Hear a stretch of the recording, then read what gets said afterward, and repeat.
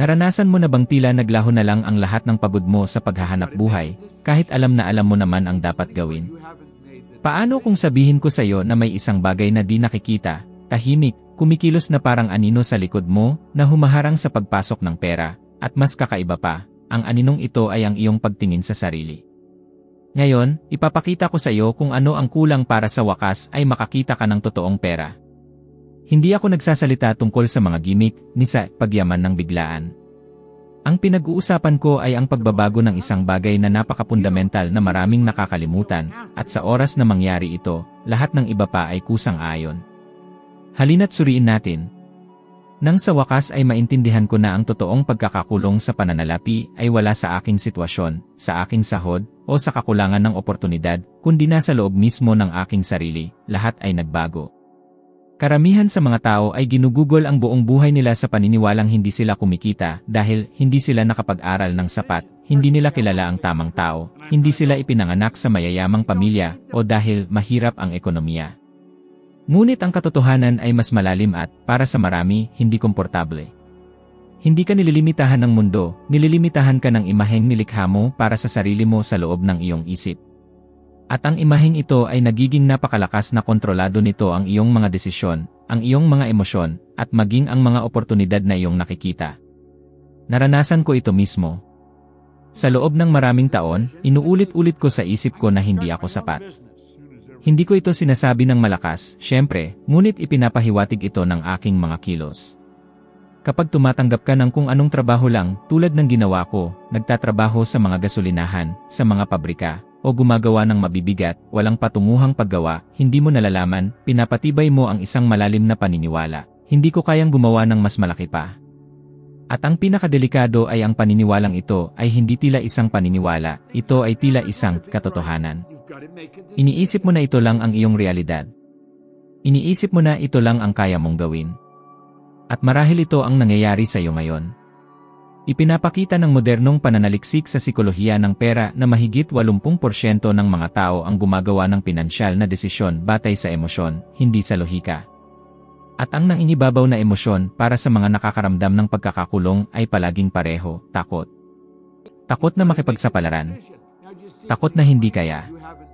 Takot na ma-reject. Takot na sumubok ng bago at mabigo. Ang takot ay nagpapalumpo kahit bago pa makakilos ang rasyonal na pag-isip. Ilang beses mo nang nagkaroon ng magandang ideya, ngunit ilang segundo pagkatapos ay nilukob ka ng takot, na naging dahilan para sumuko ka ng hindi man lang sumusubo.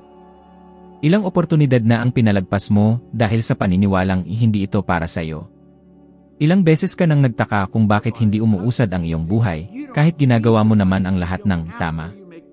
Nangyayari ito dahil gumagana ka mula sa isang panloob na pattern, isang di nakikitang balangkas ng iyong pagkatao na hinubog ng mga taon ng pag-isip, karanasan, paghahambing, at kawalan ng kapanatagan. Ang panlabas na mundo ay sumasalamin lamang sa balangkas na ito. Gaano man karami ang iyong ipaglaban sa labas, kung sa loob ay nakikita mo ang sarili mo bilang limitado, palagi kang babalik sa parehong lugar. Para itong sinusubukang tumakbo na may angkla na nakatali sa iyong mga paa. At ang pinakakuryoso ay walang sinuman ang nagturo nito sa iyo. Walang nagsabi sa iyo na bago kumita ng pera, kailangan mong magkaroon ng panloob na kalayaan. Walang nagpaliwanag na ang iyong pagtingin sa sarili ay gumagana na parang thermostat. Kahit makaranas ka ng mas mataas na kita kaysa sa nakasanayan mo, babalik ka pa rin sa dating level. Tulad ng isang aparato na otomatikong nagre-regulate ng temperatura. At mayroong bagay na ilang tao lang ang nakakaalam, hindi lang ito tungkol sa hindi mo nakikita ang mga oportunidad, hindi ka rin naniniwala sa mga ito kapag lumitaw sila. Kapag may nagsasalita tungkol sa pagkakataong kumita ng mas marami, iniisip mo, hindi yan para sa akin. Kapag nakakita ka ng mas magandang bakanting trabaho, iniisip mo, wala akong sapat na kasanayan. Kapag may nagsasalita tungkol sa pagsisimula ng negosyo, iniisip mo, hindi ko kaya. At bawat isa sa mga pahayag na ito ay lumilikha ng maliliit na gasgas sa iyong kumpiyansa sa sarili, hanggang sa maging bilanggo ka ng parehong siklo sa loob ng maraming taon. Kaya't napakaraming matalino, masipag, at dedikadong tao ang nananatiling nakakulong sa parehong pinansyal na pattern, na tila naglalakad ng umikot-ikot lang. Naranasan ko mismo ang karanasang ito hanggang sa dumating sa mga kamay ko ang Think and Grow Rich. At malinaw kong naaalala na tiningnan ko ang librong iyon at naisip, hindi ito para sa mga taong tulad ko. Literal na ang aking pagtingin sa sarili ang tumatanggi sa oportunidad bago ko pa man buksan ang unang pahina. Ngunit may isang bagay sa loob ko, sa loob ng isang napakaikling, napakanipis, at napakagulat-gulat na sandali, ang nagpasya na sumubok. At ang sandaling iyon ang nag-ayos ng buong buhay ko. Kung hindi ko nalampasan ang maliit na takot na iyon, ipagpapatuloy ko sana ang buong buhay ko bilang isang bombero, nabubuhay sa nakapirming sahod at naniniwalang iyon ang aking tadhana. Lahat ay nagbago dahil, sa unang pagkakataon, pinagtanungan ko ang pagkakakilanlan na hindi ko nalalamang daladala ko. At iyan ang kulang sa'yo, pagtatanong kung sino ang pinaniniwalaan mong ikaw. Hindi kung sino ka talaga, kundi kung sino ang pinaniniwalaan mong ikaw. Dahil ang paniniwalang ito ang nagmamaneho ng iyong buhay. Hindi ka kumikita ayon sa iyong mga kakayahan, kumikita ka ayon sa imaheng mayroon ka sa iyong sarili. Hindi mo naakit ang mga oportunidad batay sa alam mo, kundi sa kung ano ang pinaniniwalaan mong nararapat sa iyo. At marahil naiinis ka ngayon dito, marahil natatakot ka, marahil nagbubunsod pa nga ito ng isang pagtutol, ngunit ang kawalang komportableng ito ang unang senyales na ang iyong isip ay nagsisimula ng magising. Dahil kung nararamdaman mo ito ng malalim, kung tunay mong hahayaan na lumubog ang ideyang ito sa iyong isip, kahit ilang segundo lang, may isang bagay sa loob mo ang magsisimulang kumilos. At sa panloob na pagkilos na ito, nagsisimula ang tunay na kalayaan sa pananalapi. Hindi kapag nakakatanggap ka ng mas marami, kundi kapag pinahihintulutan mo ang iyong sarili na maging mas marami. Dahil, sa huli, ang paghahanap buhay ay hindi tungkol sa labis na pagpupursige. Hindi ito tungkol sa mas mahirap na pagtatrabaho. Ito ay tungkol sa pagtuklas kung sino ka sa kalooban upang ang mundo sa labas ay sa wakas ay makahabol sa iyo. At kapag nangyari ang pagkaunawang ito, lahat ay nagsisimulang magbago. Hindi ito maiiwasan. Mayroong isang tahimik na batas na gumagana sa likod ng lahat ng iyong nararanasan, at karamihan sa mga tao ay namumuhay sa buong buhay nila nang hindi man lang nalalaman na ginagabayan sila nito. Inabot ako ng ilang taon para maintindihan ito mismo. Titignan ko ang buhay ko at hindi ko matanggap na ang pagsisikap ay hindi ako dinadala kahit saan. Nakita ko ang iba na umuunlad ng mas kaunting pagsisikap, mas kaunting edukasyon, mas kaunting paghahanda, at nagpakuryoso iyon sa akin. Hanggang sa isang araw, sa wakas ay may nagkaroon ng kabuluhan, hindi ang pagsisikap ang lumikha ng resulta, kundi ang panloob na frequency na humubog sa aking pag-ugali, sa aking mga oportunidad, at maging sa mga taong dumaan sa landas ko. At ito ang bahagi na halos walang nakakaunawa. Hindi mo naakit ang gusto mo. Naakit mo kung ano ang iyong nilalabas. At kapag nagsasalita ako tungkol sa vibration, hindi ako nagsasalita tungkol sa isang bagay na mystical o kakaiba. Ang pinag-uusapan ko ay ang kombinasyon ng pag-isip, emosyon, at pagkilos na lumilikha ng isang kapansin-pansing energetic pattern. Alam mo ba kapag pumasok ka sa isang silid at nararamdaman mong mabigat ang enerhiya, kahit walang nagsasalita? O kapag nakilala mo ang isang tao at agad mong nararamdaman na nagpapalabas sila ng kumpiyansa, sigasig, pang-akit. Iyan ang vibration. Lahat tayo ay naglalabas nito sa lahat ng oras, at nakikipag-ugnayan ito sa mundo sa paligid natin. Ang problema ay ang karamihan sa mga tao ay sumusubok na baguhin ang kanilang buhay sa pamamagitan lamang ng pagtutuon sa lohikal, rasyonal na bahagi, habang patuloy na nararamdaman ang kakulangan, kawalan ng kapanatagan, pag-aalala, at takot.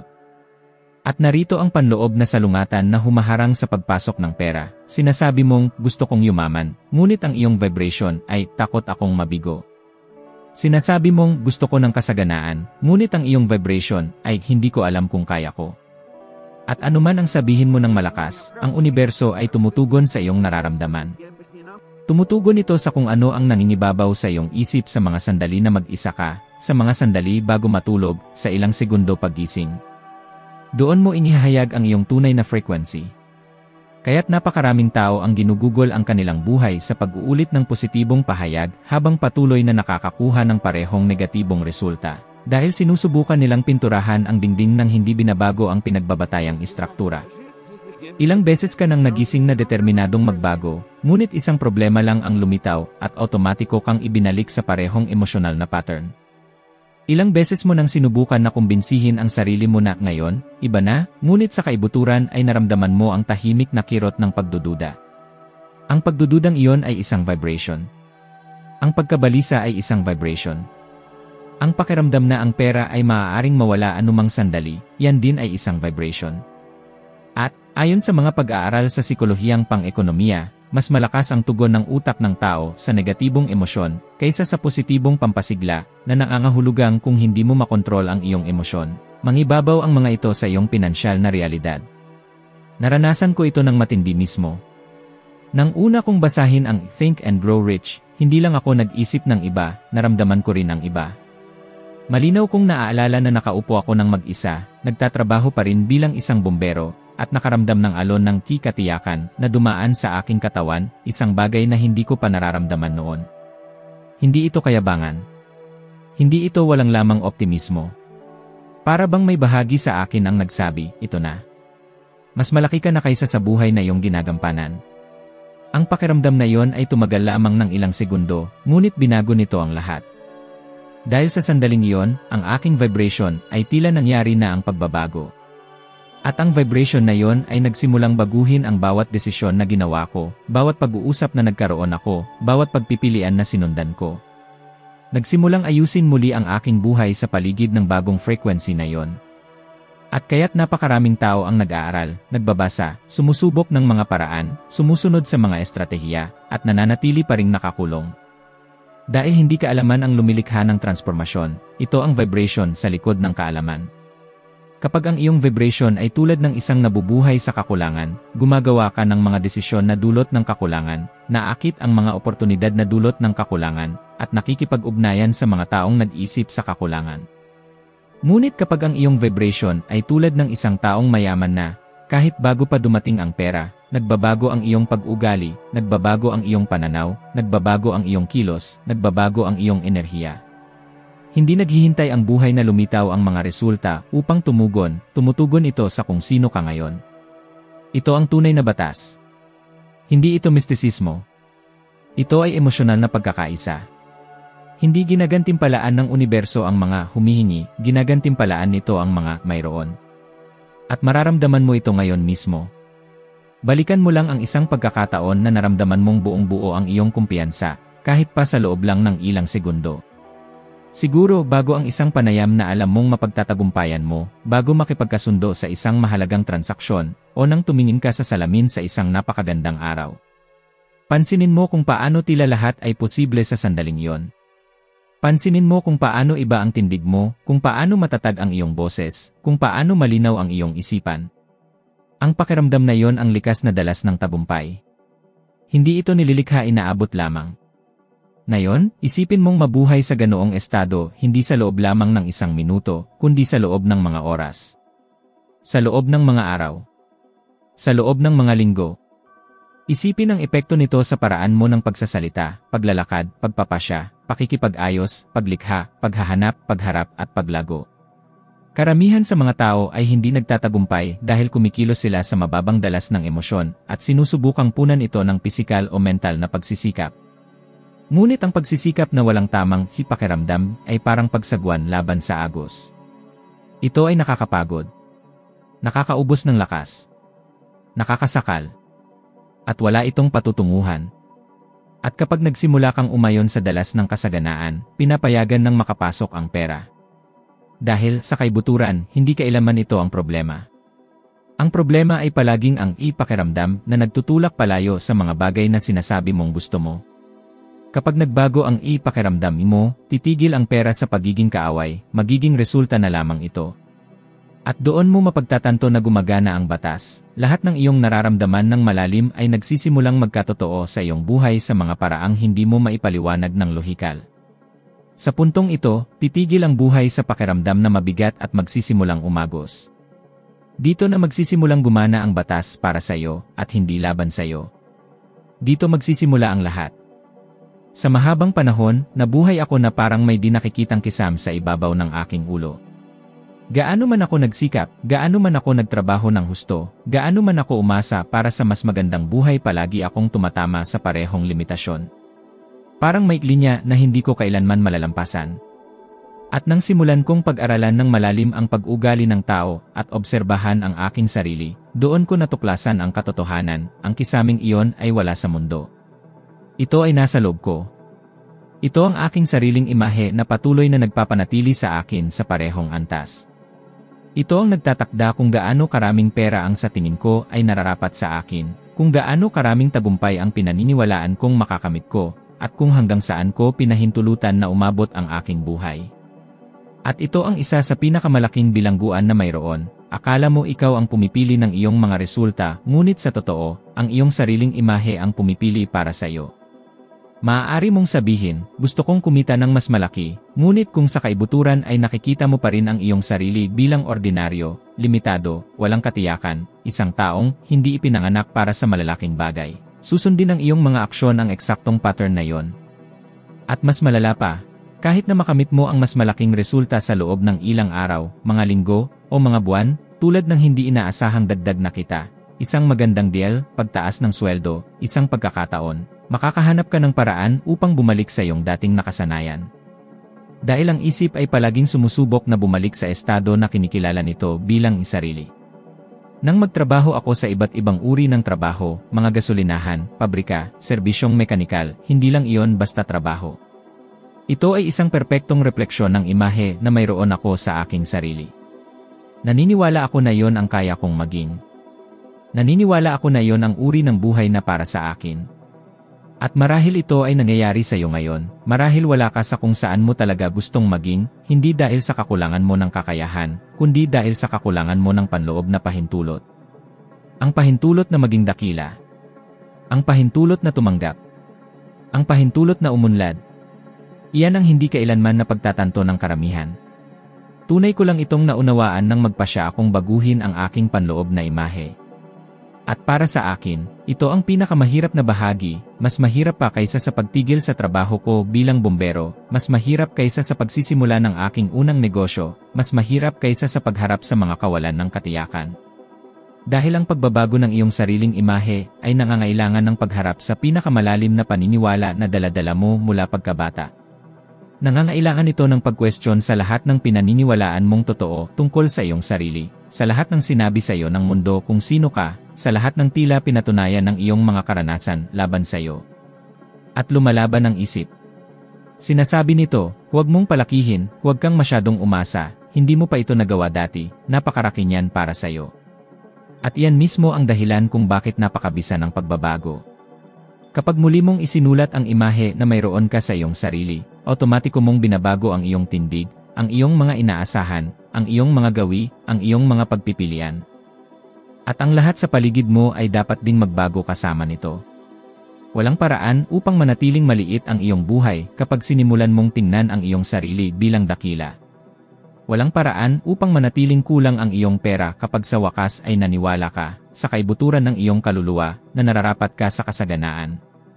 Walang paraan upang manatiling di nakikita ang mga oportunidad kapag ang iyong isip ay nagsimulang gumana sa ibang antas. Naaalala ko ang isang napakalinaw na eksena, ang araw na sinabi ko sa aking sarili, ng malakas, sa unang pagkakataon, na ako ay magiging isang taong may mataas na kinikita. Halos hindi ito kapanipaniwala para sa akin, dahil nagmula ako sa mga taon ng pagtatanim ng napakaliit, nang walang formal na edukasyon, nang walang gabay, nang walang anumang referensya ng tagumpay sa paligid ko. Ngunit may isang bagay sa loob ko, kahit maliit, na nagpa siyang maniwala sa isang sandali. At sa kaparehong taon, sa aking unang negosyo sa paglilinis, nilampasan ko ang $100,000. Hindi ito swerte. Hindi ito himala. Ito ay simpleng pagkakaugnay-ugnay. Sa loob, naging ako ang taong gusto kong maging sa labas, at tumugon ang mundo. Ganyan mismo ito gumagana para sa kahit sino. Ipinapakita ng mga pag-aaral sa self-efficacy na kapag nagsimulang tingnan ng isang tao ang kanyang sarili bilang may kakayahan, may abilidad, at karapat-dapat, ang kanyang mga pagpipilian ay nagsisimulang sumalamin sa bagong pagkakakilanlan na ito, at tiyak na, tumataas ang kanyang mga resulta. Alam ito ng agham. Alam ito ng psikolohiya. Alam ito ng economics ng pag-ugali. Ang tanging hindi pa nakakaalam ay ikaw. At marahil ngayon ay nadidiskubre mo na ito. Ang tanong na kailangan mong itanong sa iyong sarili ay, anong imahe ang daladala mo sa iyong sarili hanggang ngayon? Ito ba ay ang imahe ng isang taong kumikita ng maliit at nagpupumilit mabuhay? O ito ba ay ang imahe ng isang taong lumilikha, lumalago, yumayaman, nakakaimpluwensya, nangunguna? Dahil ang iyong buhay ay palaging aayon sa imahe na hawak mo sa iyong sarili. Palagi. At kapag sa wakas ay binago mo ang imaheng iyon, mayroong nangyayaring di pangkaraniwan, ang iyong mga aksyon ay hindi na nangangailangan ng labis na pagsisikap. Ang dating tila imposible ay nagsisimulang umagos. Humihinto ka sa walang malay na pagsasabotahe sa iyong sarili. Nagsisimula kang mapansin ang mga oportunidad na dati ay di nakikita. At nagsisimulang tumugon ang pera hindi dahil sa ginagawa mo ang isang bagong bagay, kundi dahil sa ikaw ay nagiging bagong tao. Palaging sumusunod ang panlabas na mundo sa panloob. Palagi. Kaya naman ang pagbabago ng iyong sariling imahe ay hindi lamang isang hakbang, ito ang hakbang na nagbabago sa lahat ng iba pa. Dahil habang patuloy mong daladala ang isang maliit na imahe ng kung sino ka, walang pamamaraan, walang estratehiya, walang pisikal na pagsisikap ang magiging sapat. At kapag nagpasya kang palawakin ang imaheng iyon, walang balakid ang magiging sapat upang pigilan ka. Dito nagsisimula ang tunay na pagbabago. Dito nagsisimula ang bagong buhay. Dito nakakahanap ng puwang ang kasaganaan upang makapasok. Nang matuklasan ko na ang pagkilos na parang mayroon na, ay hindi pantasya, ni kayabangan, ni walang laman na optimismo, kundi isang praktikal na kasangkapan upang baguhin ang mga resulta. Lahat ng bagay sa aking pang-araw-araw na buhay ay nagbago. Dahil ang malaking pagkakamali ng mga tao ay ang paniniwala na kailangan nilang hintayin ang tagumpay bago kumilos na parang isang matagumpay na tao. Hindi. Nauuna ang pag-ugali. Nauuna ang pakiramdam. Nauuna ang pagkakakilanlan. Ang resulta ay sumusunod lamang. Sinimulan kong mapansin ito sa maliliit na detalye. Nang magising ako, sa halip na mag-isip na parang isang walang ganang bumbero pa rin ako, sinimulan kong mag-isip na parang ang negosyante na gusto kong maging. Ginawa ko ito kahit bago pa ako magkaroon ng anumang indikasyon na maaari akong maging isang negosyante. Halos isang panloob na laro ito. Sa umaga, inilalagay ko ang aking sarili sa posisyon ng isang taong mayroon ng kalayaan sa pananalapi, kahit nakabaliktaran ang sinasabi ng aking bank account. Nagsimula ang pagbabagong ito sa loob lamang ng ilang minuto bawat araw at lumawak sa lahat ng iba pa. At iyan mismo ang kailangan mong ilapat sa iyong pang-araw-araw na gawain. Hindi mahalaga kung nasaan ka ngayon. Hindi mahalaga kung nagtatrabaho ka sa isang opisina, isang tindahan, sa bahay, sa isang trabahong ayaw mo, o kahit pa wala kang trabaho. Ang tanong ay, paano ka kumikilos sa loob habang isinasabuhay mo ang iyong routine? Dahil iyan ang nagtatakda kung magbubukas o magsasara ang mga pinto. Karamihan sa mga tao ay gumigising na at kinakabahan, mga bayarin, mga deadline, mga problema, mga inaasahan mula sa labas. Sinisimulan nila ang araw sa pagpuksa ng panloob na mga sunog, at iyan ang dahilan kung bakit ginugugol nila ang natitirang bahagi ng araw sa pagtugon sa mundo, sa halip na utusan ito. Ngunit kapag inampon mo ang tindig na, mas dakila na ako kaysa rito, ang iyong pag-ugali ay magsisimulang magpataas sa iyo, hindi magpapaliit. Isipin ang isang taong gustong doblehin ang kanyang kita. Paano kaya kikilos ang taong iyon sa trabaho? Magsasalita sila ng may mas malaking kumpiyansa. Ipapakita nila ang kanilang sarili ng mas mahusay. Maghahanap sila ng mga solusyon sa halip na magreklamo. Hindi nila tatanggapin ang mga gawaing pangkaraniwan. Magpapakita sila ng pamumuno kahit walang titulo. Hindi sila maghihintay ng pahintulot upang lumago. Nararamdaman mo ba ang pagkakaiba? Ngayon, isipin mong ampon mo ang tindig na ito, hindi bilang isang pagganap, kundi bilang isang panloob na katotohanan. Ang iyong utak ay nagsisimulang muling ayusin ang mga tugon nito. Ito ay pisyolohikal.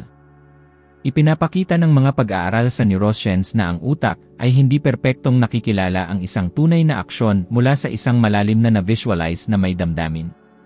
Aktibo nito ang parehong neural network. Iyan ang dahilan kung bakit napakabisa ng teknik ng pagkilos na, parang mayroon na, literal mong sinasanay ang iyong nervous system na gumana sa pagkakakilanlan na gusto mong makamit. Inilapat ko ito noong nagtatrabaho pa ako sa mga lugar na walang kinalaman sa tagumpay sa pananalapi. Naaalala kong nasa isa ako sa aking mga trabaho sa paggawa, kung saan ginugol ko ang araw sa pag-aayos ng gulong, pagpapalit ng langis, paggawa ng mga paulit-ulit na gawain. Ito ay isang kapaligiran na, sa panlabas, ay walang ipinapahiwatig na anumang dakila. Ngunit, sa loob ng aking isip, inayos ko ang aking tindig, lumakad ako na parang isang responsableng tao, isang taong may layunin, isang taong may ambisyon. Mas matatag akong nakipag-usap sa mga tao. Inayos ko ang lahat na parang sarili kong negosyo. At kapansin-pansin kung paano ang aking pag-ugali ay nagdulot ng iba't ibang reaksyon mula sa iba. Nagsimula silang tratuhin ako ng may mas malaking paggalang, mas malaking tiwala, mas malaking seryosidad. Ito ay parang ang aking katawan ay nagsimula ng magsenyas sa mundo ng isang katotohanan na hindi pa umiiral, ngunit paparating na. Ginagawa kong totoo ang kinabukasan sa kasalukuyan sa pamamagitan ng aking tikas. Naiisip mo ba ang pinagsama-samang epekto ng paggawa nito araw-araw? 5 minuto sa umaga ay nagiging 50 aksyon sa buong araw. At bawat isa sa mga aksyong ito ay nagpapabago ng landas, pag-uusap, pananaw, at mga pagkakataon. Siguro iniisip mong napakasimple nito. Pero ang simple ay hindi nangangahulugang madali. At ang simple ay hindi nangangahulugang mahina. Makapangyarihan ang simple kapag paulit-ulit itong ginagawa. Isipin mo na pagdating mo sa trabaho bukas, kumilos ka na parang isang tao na kumikita ng 3 beses sa kinikita mo ngayon. Paano ka lalakad? Paano ka babati sa mga tao? Paano ka lulutas ng mga problema? Paano mo ipapakita ang iyong mga ideya? Paano ka makikipagnegosasyon? At ang pinakamahalaga, paano mo ipapakita ang iyong sarili sa kapaligirang iyon? Kapag binago mo ang iyong tikas, nagbabago ang tugon ng kapaligiran. Nangyayari ito sa lahat, marahil nakakita ka na ng isang taong pumasok sa silid at automatikong tila, nabibilang sa mas matataas na posisyon, kahit na walang nakakaalam tungkol sa kanya. Ang pagkakaiba ay hindi ang kanilang resume. Ito ay ang kanilang dating. Ang kanilang tindig. Ang parang. Ngayon, isipin mong inilapat ito sa iyong buhay. Isipin mong inilapat ito sa loob ng mga linggo. Isipin mong inilapat ito sa loob ng mga buwan. Ang pagbabago ay hindi maiiwasan. At iyan ang dahilan kung bakit, nang tuluyan kong maunawaan ang gawain ito, nagsimulang magbago ang direksyon ng aking profesional na buhay. Ito mismo ang naghanda sa akin para sa aking unang negosyo. Bago pa man ako maging may-ari ng negosyo, nag-iisip na ako bilang isang may-ari. Bago pa man kumita ng $100,000, kumilos na ako na parang isang tao na kayang kumita ng $100,000. At ang panloob na pagkakaisa na ito, ang pagiging magkatugma ng pagkakakilanlan at pag-ugali, ang nagpasimula sa paglago ng aking mga resulta. Huwag mong hintayin na bumuti ang iyong buhay para kumilos na parang isang matagumpay na tao. Kumilos ka na parang matagumpay para bumuti ang iyong buhay. Hindi tumutugon ang mundo sa gusto mo. Tumutugon ito sa kung sino ka habang ikaw ay nagtatrabaho, nagsasalita, nag-isip at kumikilos. At kapag isinama mo ang katotohanan ito sa iyong pang-araw-araw na buhay, lahat ng iba pa ay magsisimulang umayon. Ito ay hindi teorya. Ito ay practice. Ito ay pagbabago. Ganito nagbabago ang laro. Ganito nagbabago ang iyong buhay. Ang takot ang palaging pinakadelikadong puwersa sa buhay ko. Hindi ito lumabas na sumisigaw. Hindi ito lumitaw bilang isang malinaw na kaaway. Ito ay dumating na nakabalakayo bilang pag-ingat, bilang lohika, bilang karaniwang kaisipan. Bumubulong ito ng mga bagay tulad ng, paano kung hindi ito magtagumpay, paano kung bumagsak ka, paano kung mawala ang lahat sa iyo. At sa matagal na panahon, sinunod ko ang mga bulong na ito na parang utos. Naniwala ako na ang takot ay naroon para protektahan ako. Ngunit sa katotohanan, pinananatili lamang ako nitong maliit. At ang pinakakakaiba ay hindi kailangan ng takot ng katotohanan para umiral, kailangan nito ng imahinasyon. Ang parehong imahinasyon na kayang lumikha ng pambihirang posibilidad, kapag pinagharian ng takot, ay lumilikha ng mga sitwasyon ng pagkabigo na hindi naman talaga nangyayari. At ito ay napatunayan sa siyensya, ipinapakita ng mga pag-aaral sa neuropsychological na hindi lubos na nakikilala ng utak ang tunay na banta mula sa isang banta na gawa-gawa lang. Ina-activate nito ang parehong mga bahagi na responsable sa stress, na humihigop ng iyong enerhiya, iyong kalinawan, at iyong tapang bago ka pa man makagawa ng isang hakbang. Sa madaling salita, hindi ka nabibigo dahil sinubukan mo. Nabibigo ka dahil hindi ka man lang sumusubok. Lubos kong naranasan ito nang malapit na akong umalis sa departamento ng bombero. Ito ay isang matatag na trabaho. Mayroon akong nakapirming sweldo. Mayroon akong routine. Ito ay predictable, at para sa isang taong pinagharian ng takot, pakiramdam iyon ay seguridad. Ngunit ang seguridad ay hindi buhay. Ang seguridad ay pagtigil na nakabalakayo. At alam ko sa kaibuturan na hindi ko lugar iyon. Ipinakilala na ako sa aklat na nagbago ng aking kapalaran, ang Think and Grow Rich, at bawat pahina ay tila nagtutulak sa akin palabas sa kapaligirang iyon. Gayunpaman, pilit akong hinihila pabalik ng takot. Ito ay isang tahimik na pakikibaka sa loob ko. Naaalala ko ng eksakto ang isang gabi. Nakaupo akong mag-isa sa loob ng istasyon ng bombero pagkatapos ng isang nakakapagod na shift. Tiningnan ko ang sarili kong mga kamay at naisip, ito ba ang gagawin ko sa buong buhay ko? Ito lang ba ang kaya kong maabot? At sa loob ng ilang segundo, naramdaman ko ang kakilakilabot na halo ng pagkabagabag at matinding takot. Ito ang takot sa kawalan ng katiyakan. Ang takot na magsisi. Ang takot na magmukhang tanga. Ngunit ang pinakamasakit ay ang takot na manatiling pareho. Ang takot na ito, ang takot na hindi mabuhay ng buhay na kaya kong buhayin, ang tuluyang nagpabagsak sa iba. At sa sandaling iyon, naunawaan ko ang isang bagay na lubos na nagpabago sa aking relasyon sa takot. Hindi ito nawawala kapag mayroon kang tapang. Nawawala ito kapag kumilos ka. Hindi nauuna ang tapang sa aksyon. Ang tapang ay ipinanganak mula sa aksyon. Umalis ako sa departamento ng bombero na mas matakot kaysa may kumpiyansa, ngunit umalis ako. At ang nag-iisang gawaing iyon ng pagkilos sa kabila ng takot ay lubos na nagpabago sa lahat sa buhay ko. At iyan mismo ang kulang sa karamihan ng mga tao. Iniisip nila na kailangan nilang hintayin na mawala ang takot bago gawin ang susunod na hakbang. Ngunit hindi mawawala ang takot. Ito ay lalago. Ito ay lalakas. Dahil sa bawat pagkakataon na umurong ka rito, pinapakain mo ito. At sa bawat pagkakataon na umabante ka, kahit na nanginginig, pinahihina mo ito. Tanungin ang iyong sarili, ilang pagkakataon na ang pinakawalan mo dahil hinayaan mong manaig ang takot. Ilang beses mo nang alam ng eksakto kung ano ang kailangan mong gawin, ngunit ipinagpaliban mo, nag-alinlangan, at nagdahilan.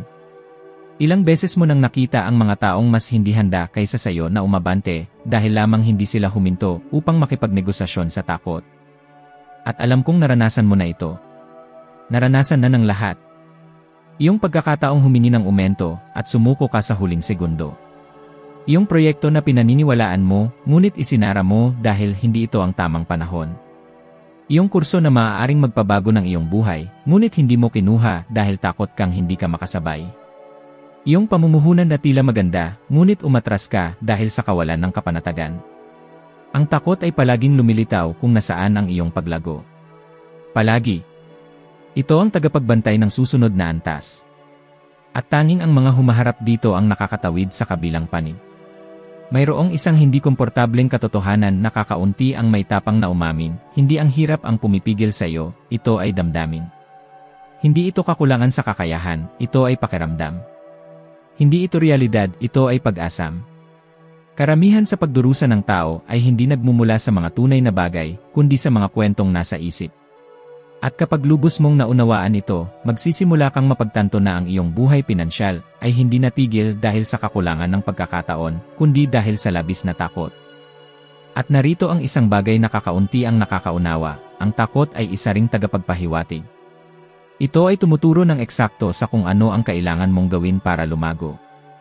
Hindi lumilitaw ang takot kung saan ka komportable, lumilitaw ito kung saan ka nagbabago. At ganoon din yun sa akin. Lahat ng nagpabago sa buhay ko ay nagtanim ng takot sa akin bago magbunga ng resulta. Ang pag-alis sa departamento ng bombero ay nagpatakot sa akin. Ang pagbubukas ng aking unang negosyo ay nagpatakot sa akin. Ang paglaan ng aking oras at enerhiya sa isang bagong bagay ay nagpatakot sa akin. Ngunit ang bawat desisyon na nagtulak sa akin pasulong ay ginawa sa gitna ng takot, hindi kailanman sa kawalan nito. Kaya, kapag naramdaman mo ang takot, huwag kang tumakbo. Magmasid. Unawain kung ano ang sinusubukan nitong pigilan mong gawin. Dahil yon mismo ang kinaroroonan ng iyong susunod na hakbang. At kung gusto mong isagawa ito ng praktikal, gawin ang sumusunod, isulat mo ngayon din kung ano ang iyong pinakamalaking takot sa pera, ang takot na nagpapahinto sa iyo. Pagkatapos, tanungin ang iyong sarili, kung kumilos ako sa kabila ng takot na ito, ano ang susunod kong hakbang? Iyon ang sagot na magbubunyag ng aksyon na babasag sa iyong nakagawiang pattern. Hindi ginawa ang takot para pigilan ka. Ginawa ito para subukan kung handa ka ng umabante. At kapag naunawaan mo ito, may pambihirang mangyayari, sa halip na tumakbo mula sa takot, magsisimula kang lumakad patungo rito. At bigla, humihinto ito sa pagiging halimaw at nagiging isang portal. Ganito nangyayari ang pinakamalaking pagbabago. Ganito ka lumalago. Ganito tunay na nagsisimulang lumawak ang iyong buhay.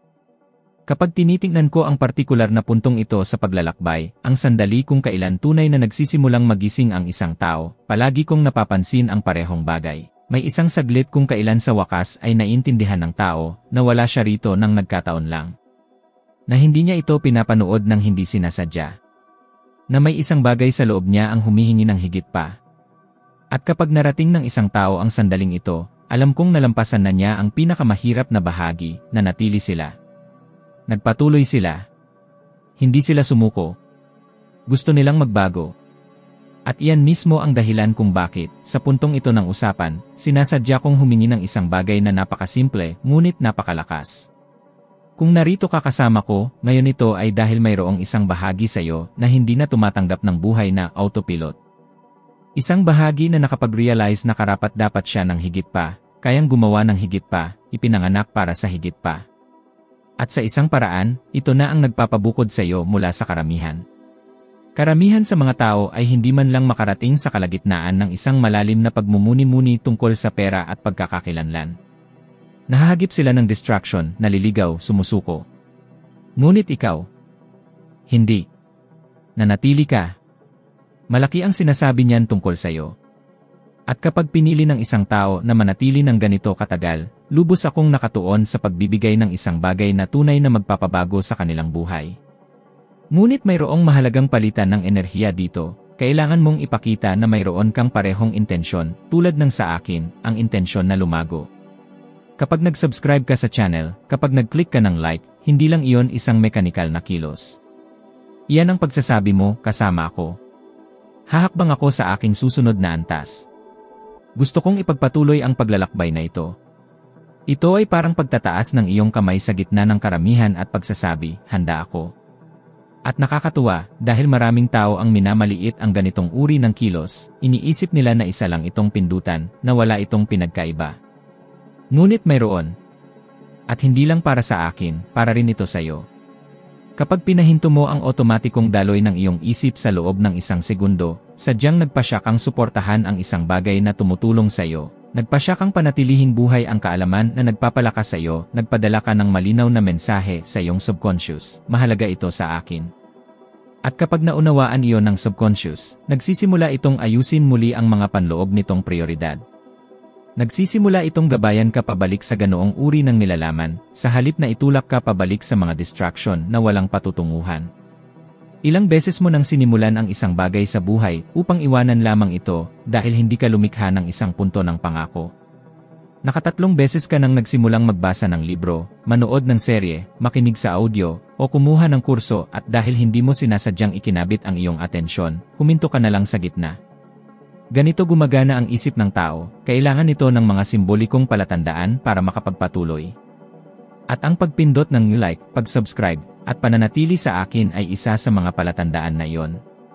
Ito ang mental na katumbas ng pagsasabing, magpapatuloy ako, anuman ang mangyari. At hayaan mong sabihin ko sa iyo ang isang bagay na natutunan ko sa pagmamasid sa libu-libong tao sa paglipas ng mga taon. Ang mga taong hindi nagbibigay pansin sa maliliit na kilos ay hindi rin nagbibigay pansin sa malalaking pagbabago. Ang mga hindi kayang huminto ng 5 segundo upang palakasin ang gusto nila ay mahihirapang manatiling matatag sa loob ng 5 buwan kapag humingi ang buhay ng disiplina. Hindi ito tungkol sa pindutan. Ito ay tungkol sa kung ano ang kinakatawan nito, focus, desisyon, pakikisangkot, layunin. At kung nararamdaman mong tumatalab sa iyo ang nilalamang ito sa ibang paraan, kung nagkakaroon ka ng mga ideya, kung nakikita mo ang iyong sarili sa mga kwento, kung napapansin mo ang mga pagbabagong panloob habang nagsasalita ako, kung gayon gawin mo na ang kilos na ito ngayon. Huwag mong hintayin ang tamang oras dahil hindi iyon dumarating. Ang isip ay laging gumagawa ng mga dahilan, laging sumusubok magpatumpik-tumpik, laging nakakahanap ng mga dahilan para huwag gawin ang isang bagay. At kung mas pinapatagal mo ang isang simpleng gawain, mas pinapatatag mo ang ugali ng pagpapaliban ng lahat. At maniwala ka, walang mas nakakasira ng mga pangarap kaysa sa ugali ng pagpapaliban. Kaya, kung may kabuluhan ito, kung may nararamdaman kang nagigising sa loob mo, kung may nagsasabi sa dibdib mo na ipagpatuloy mo, kung gayon, tanggapin mo ang tawag na ito. Pindutin ang i-like. Mag-subscribe. Simulan ang panloob na pagkilos na nagsisimula sa isang panlabas na kilos. Dahil, sa huli, bawat malaking pagbabago ay nagsisimula ng eksakto sa ganito, sa isang maliit na kilos na sumisimbolo sa isang malaking desisyon. At kapag ginawa mo yon, kapag sinasadya mong magpasya na umusad, may nagbabago sa iyong enerhiya. Humihinto ka sa pagiging tagamasid at nagiging kalahok. Humihinto ka sa pagiging isang tao na basta, nakikinig lamang at nagiging isang taong nakatuon sa pagbabago. Binabago nito ang paraan ng pagtanggap mo ng mga susunod na bahagi. Pinapalawak nito ang iyong kakayahang isagawa ang mga bagay. Ginagising nito ang isang natutulog na lakas sa loob mo. At iyon ang nagdadala sa atin sa susunod na antas ng usapan. Ngayong nandito ka na, ngayong naipakita mong nakatuon ka na, ngayong nagpasya kang manatili, mas malalim pa tayong makakapagpatuloy. Dahil mula sa puntong ito, nagsisimulang tumindi ang lahat, nagsisimulang magkaroon ng mas maraming kahulugan ang lahat, nagsisimulang magkaugma ang lahat. Katatawid mo lang sa isang mahalagang panloob na hangganan. At mula rito ang pagbabago ay humihinto sa pagiging posible at nagiging hindi maiiwasan. Kapag naiisip ko ang isang taong ganap na nagbago ng sariling buhay sa pamamagitan ng paglalapat ng eksakto kung ano ang itinuturo ko sa iyo dito, isang tao ang laging pumapasok sa isip. Hindi dahil perpekto siya, kundi dahil nagkaroon siya ng lakas ng loob na gawin ang eksakto kung ano ang hindi ginagawa ng karamihan sa mga tao. Buuin muna sa loob niya ang bersyon na gusto niyang maging panlabas. Ang taong iyon ay si Oprah Winfrey. Hindi ipinanganak si Oprah na napapalibutan ng pribilehyo. Hindi siya nagsimula ng buhay na may bukas na pintuan. Sa kabaliktaran, lumaki siya sa labis na mapanghamong kalagayan, humarap sa kahirapan, pagtanggi, trauma, kakulangan ng emosyonal at pinansyal na istruktura. At gayunpaman, sa isang punto ng kanyang kabataan, gumawa siya ng desisyon na nagbabago ng mga kapalaran, pinili niya ang isang bagong pagkakakilanlan. Hindi pera ang nagpabago sa kanyang buhay. Ito ay isang pagbabago sa pagtingin sa sarili. Nagsimula siyang makita ang sarili bilang mahalaga, may kakayahan, karapat-dapat na pakinggan. At tumugon ang mundo sa panloob na panginginig na yon. Binanggit ko si Oprah hindi para lumikha ng pagsamba, kundi para ipakita ang isang bagay na lubos na totoo, kapag nagpasya ang isang tao na itaas ang kanyang panloob na pamantayan, bago pa man magkaroon ng anumang panlabas na ebidensya, nagsisimulang umayos ang realidad sa ganap na ibang paraan. Iyon mismo ang nangyari sa kanya. At iyon din ang prinsipyong magagamit mo ngayon. Ang pinakamahalagang punto ay ang maunawaan na hindi mo kailangang hintayin na gumanda ang iyong buhay upang kumilos tulad ng isang taong karapat-dapat sa isang mas mahusay na buhay. Hindi naghintay si Oprah na magkaroon ng pera upang kumilos tulad ng isang taong may halaga. Hindi siya naghintay ng pagkilala upang kumilos tulad ng isang taong may maibibigay. Hindi siya naghintay na magkaugma ang mga sitwasyon upang maniwala na siya ay may kakayahan. Naniwala muna siya. At dahil naniwala siya, nagsimula siyang gumawa ng mga desisyon na hindi gagawin ng isang taong walang kumpiyansa. At dito nabibigo ang karamihan ng mga tao, hinihintay nilang maramdaman ang kumpiyansa bago kumilos. Ngunit ang kumpiyansa ay hindi basta lumilitaw. Ang kumpiyansa ay nabubuo sa pamamagitan ng pagkakakilanlan. At ang pagkakakilanlan ay nabubuo sa pamamagitan ng emosyonal na pag-uulit. Hindi ka nagiging maunlad kapag kumita ka ng pera, nagiging maunlad ka kapag nagsimula kang mag-isip at kumilos tulad ng isang maunlad na tao, at iyon ay matagal bago pa man dumating ang mga resulta. Ipinapakita ng mga pag-aaral ng siyensya tungkol sa pag-ugali na ang mga taong bumubuo ng isang matibay na pagkakakilanlan ng kakayahan, bago pa man ang konkretong tagumpay ay may kapansin-pansing mas mataas na pagganap sa mga desisyong pinansyal, negosasyon, kinakalkulang panganib at emosyonal na pamamahala. Ipinaliwanag nito kung bakit ang mga taong may iba't ibang kwento ay nakakaabot sa rurok gamit ang parehong mga prinsipyo na natutunan mo dito ngayon. Ngunit ang pinakamahalagang tanong ay, bakit lubos tayong naapektuhan ng mga kwentong ito? Dahil nagpapakita ang mga ito ng salamin. Kapag tinitignan mo ang isang tao na hindi dapat nagtagumpay, ngunit nagtagumpay, napagtanto mo na marahil ang kulang sa iyong buhay ay hindi mga yaman, katalinuhan, o oportunidad. Marahil ang kulang ay ang desisyon na kumilos mula sa isang bagong sarili. At kapag tumalab ang realization na yon, may bumubuka sa loob mo. Ako mismo ay nakaranas nito nang sinimulan ko ang aking unang negosyo sa paglilinis. Wala akong formal na edukasyon. Wala akong pera. Wala akong koneksyon. Wala akong anuman kundi ang malinaw na ideya na maaari akong maging higit pa sa sinasabi ng mundo sa paligid ko. Ang pananaw na ito, na binuo lamang sa aking isip, ang nagtulak sa akin na gumawa ng mga bagay na hindi dapat ginawa ng isang tao na may katulad kong pinagmulan. At ito mismo ang panloob na pagbabago na nagpahintulot sa akin na kumita ng higit sa $100,000 sa unang taon. Hindi ko hinintay na dumating ang pera upang kumilos tulad ng isang may kakayahang mamahala ng isang kumpanya. Kumilos ako na parang mayroon na ako at sumunod ang pera. Gayon din, kumilos si Oprah tulad ng isang may boses bago pa siya magkaroon ng madla. Kumilos siya tulad ng isang may halaga bago pa siya magkaroon ng pagkilala. Kumilos siya tulad ng isang may kinabukasan bago pa man maniwala ang sinuman dito.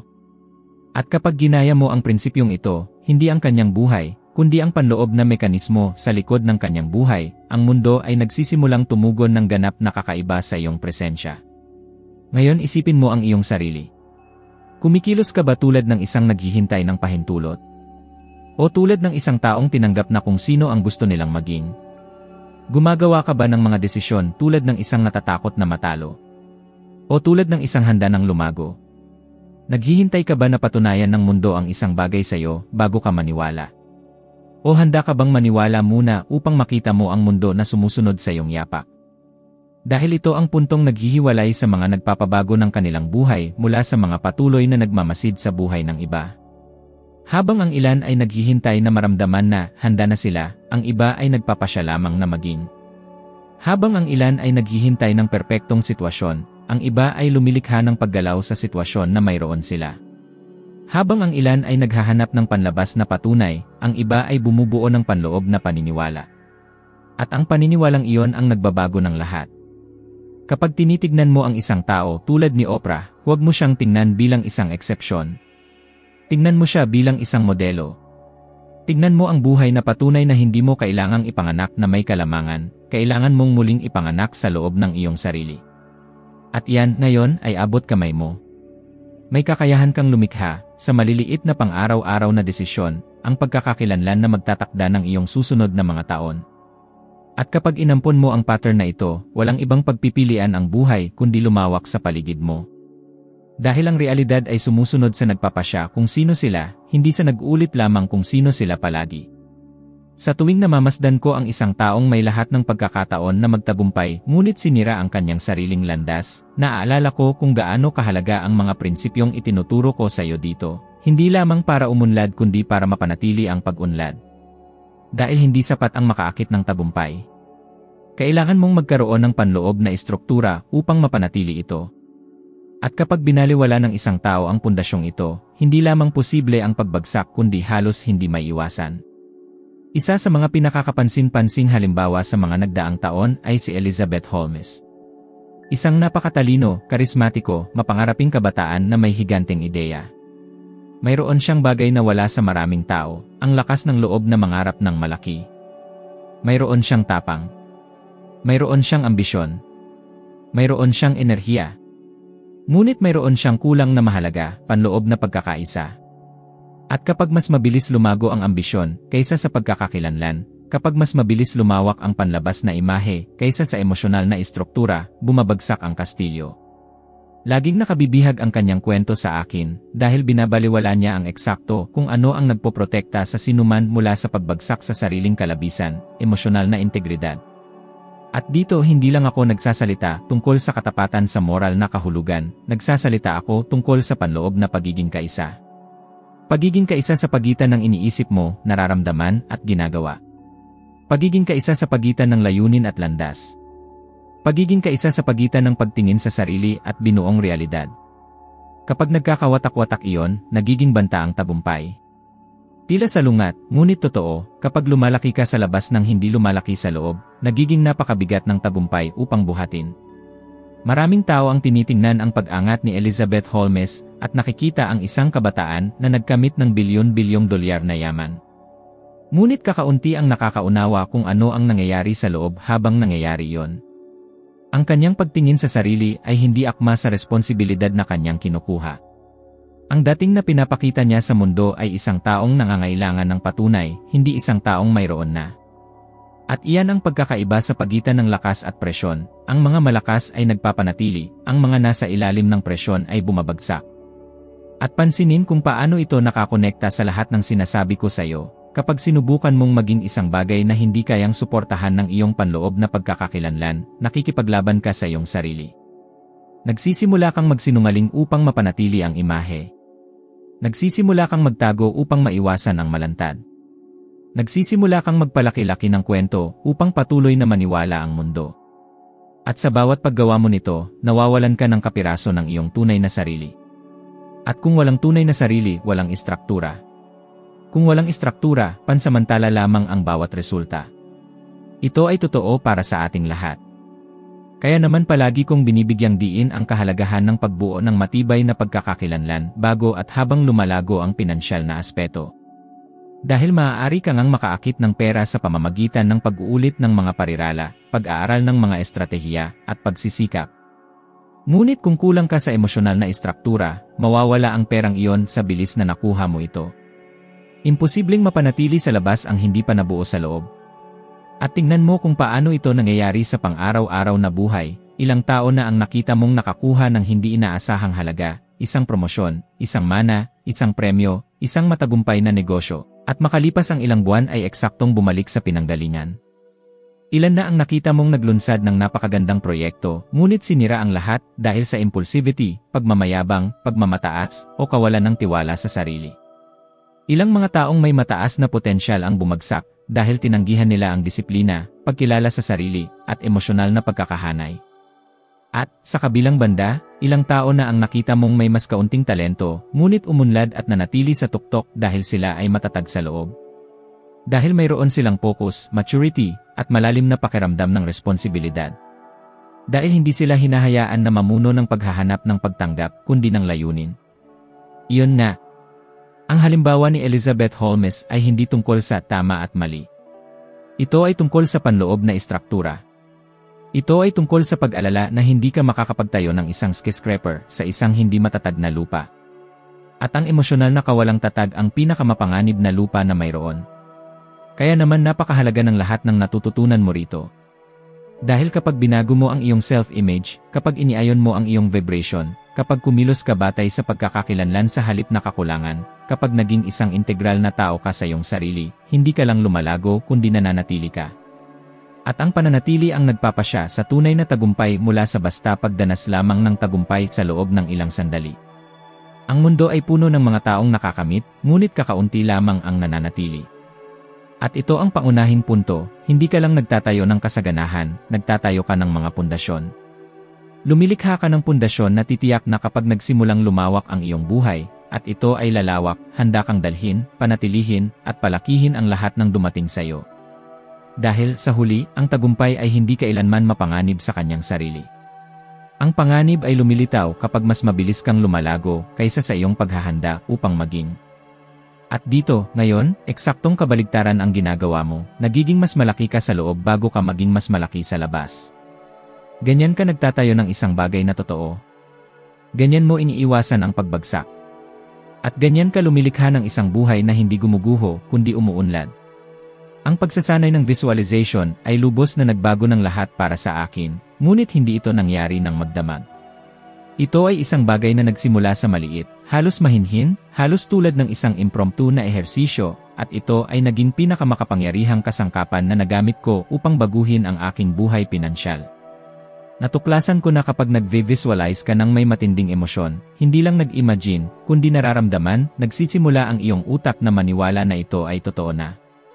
At kapag naniniwala ang iyong utak, sumusunod ang iyong katawan. At kapag sumusunod ang iyong katawan, nagbabago ang iyong mga aksyon. At kapag nagbabago ang iyong mga aksyon, hindi maiiwasang magbago din ang iyong mga resulta. Ang visualization ay ang tulay sa pagitan ng kung sino ka ngayon at kung sino ka na nais mong maging. At ang pinaka-interesante ay kinukumpirma ito ng agham. Ipinapakita ng pananaliksik sa neuroscience na ang mga bahagi ng utak na responsable para sa pagpaplano, paggawa ng desisyon, at motibasyon ay aktibo sa panahon ng aktwal na karanasan at sa panahon ng matingkad na visualization. Nangangahulugan ito na maaari mong sanayin ang iyong utak para sa tagumpay kahit bago pa mangyari ang tagumpay. Ginagawa ito ng mga high-performance athletes. Ginagawa ito ng mga top professionals. Ginagawa ito ng mga taong nakakamit ng kayamanan kahit hindi nila namamalayan. Nakikita nila ang kanilang sarili na dumarating bago sila dumating. Nararamdaman nila ang pagiging handa bago sila maging handa. Nararanasan nila ang hinaharap bago ito umiral. Nagsimula akong magsanay nito noon sa aking unang negosyo sa paglilinis. Noong panahong iyon, wala akong istruktura, walang team, hindi sapat na kliyente, at sa totoo lang, wala akong ideya kung paano ko ito palalakihin. Ngunit tuwing umaga, bago umalis ng bahay, naglaan ako ng ilang minuto upang isipin ang aking sarili bilang isang lalaki na umuunlad na. Nakita ko ang aking sarili na nagmamaneho ng mas mahusay na truck, pumapasok sa mas malalaking kontrata, nakikipag-usap sa mga kliyente na wala pa ako. Ikinuwento ko sa isip na dumarating ang mga tseke, positibong tawag sa telepono, mga rekomendasyon. At, higit sa lahat, naramdaman ko na parang nangyayari na ito sa mismong araw na yon. Halos tulad ng isang emosyonal na pag-ensayo. At may isang makapangyarihang bagay na nagsimulang magbago. Nagsimula akong kumilos alinsunod sa imaheng nakikita ko. Maging ang posisyon ng aking katawan ay nagbago. Dumami ang aking tiwala sa sarili. Naging mas matatag ang aking boses. Ang mga usapan ay dumaloy ng may higit na kalinawan. Pumasok ako sa bawat kapaligiran na parang nandoon ako upang magsara ng mga kasunduan, kahit na kumuha lang ako ng balde at basahan. At tumugon ang mga tao sa pagbabagong ito. Mas pinagkakatiwalaan nila ako. Nakita nila ako bilang may kakayahan, propesyonal, at handa. At, bigla, nagsimulang lumitaw ang mga oportunidad na hindi ko kailanman naisip mula sa mga lugar na hindi ko kailanman naisip. Kaya nga sinasabi ko, hindi mo dapat maliitin ang kapangyarihan ng visualization. Inihahanda ng visualization ang landas na iyong tatahakin. Ito ang pag-ensayo bago ang totoong buhay.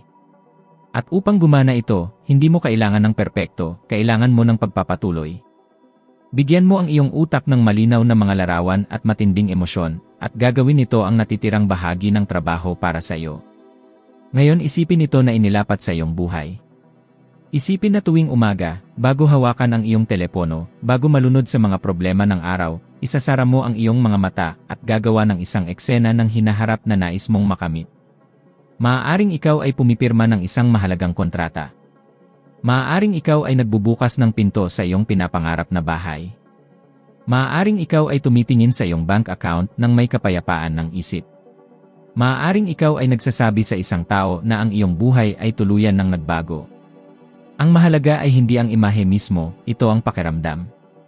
Kung maramdaman mo ang pagmamalaki, ginhawa, sigasig, o pasasalamat sa panahon ng visualization, nirehistro iyon ng iyong utak bilang isang sipanloob na katotohanan. At dito nangyayari ang mahika, kapag tinanggap ng iyong isip ang isang panloob na katotohanan, nagsisimula itong tanggihan ang mga pag-ugali na sumasalungat sa katotohanang iyon. Humihinto ka sa pag-arte tulad ng isang maliit na tao. Humihinto ka sa pagtanggap ng kaunti. Humihinto ka sa pagsabotahe ng iyong mga pagsisikap. Nagsisimula kang gumalaw bilang ang evolved version ng iyong sarili kahit bago pa ito umiral. At kapag nangyari iyon, walang ibang opsyon ang iyong panlabas na buhay kundi sundin ang iyong bagong pattern. Hinihikayat kita na subukan ito sa isang simple, ngunit makapangyarihang paraan, sa susunod na 21 araw. Maglaan ng 3 minuto sa umaga at 3 minuto sa gabi upang isipin ang iyong pinansyal na layunin na parang nangyayari na ito ngayon. Ngunit isipin ng may emosyon, hindi ng may pagdududa. Damhin ang bigat ng pera sa iyong mga kamay. Damhin ang kalayaan. Damhin ang ginhawa. Damhin ang pagbabago.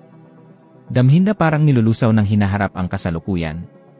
At sa pagtatapos ng 21 araw na ito, obserbahan kung paano nagbabago ang iyong tindig, kung paano lumalaki ang iyong tapang, kung paano bumubuti ang iyong mga desisyon, at kung paano nagsisimulang lumitaw ang mga oportunidad sa mga paraan na hindi mo inaasahan. Ang visualization ay hindi pagde-daydream. Ito ay malalim na pagsasanay ng isip.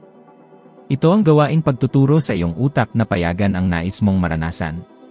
Kapag natuto kang mag-visualize, natututo kang magbukas ng mga pinto. At kapag nagbukas ka ng mga pinto, hindi ka na kailanman magiging parehong tao. Ganyan mo nilalapit ang hinaharap. Ganyan mo binubuo ang tulay. Ganyan mo binabago ang iyong buhay mula sa loob palabas. At habang hinahayaan mong gumana ang mga ideyang ito sa loob mo, pansinin kung paano nagsisimulang magkaroon ng mas maraming kahulugan ang lahat kapag nagbago ka sa loob bago magbago sa labas. Ito ang susi na hinahanap ng napakaraming tao sa buong buhay nila at kakaunti lamang ang talagang nag-apply. At kung nagdudulot ito ng pagbabago para sa iyo, may isang tao sa iyong bilog, isang taong mahal mo, isang taong nais mong makitang lumago, isang taong nangangailangan ng bagong direksyon na lubos na makikinabang din sa lahat ng ito. Kung may pangalang pumasok sa iyong isip ngayon, huwag mo itong baliwalain. Ipadala ang video na ito sa taong iyon. Kung minsan, isang mensahe lang ang dumating sa tamang oras at nagbabago ng lahat. Salamat sa iyong pagiging narito, sa iyong pananatili sa akin hanggang sa sandaling ito, at sa pagpapahintulot sa mga ideyang ito na makahanap ng puwang sa loob mo. Magkita tayo sa susunod na video.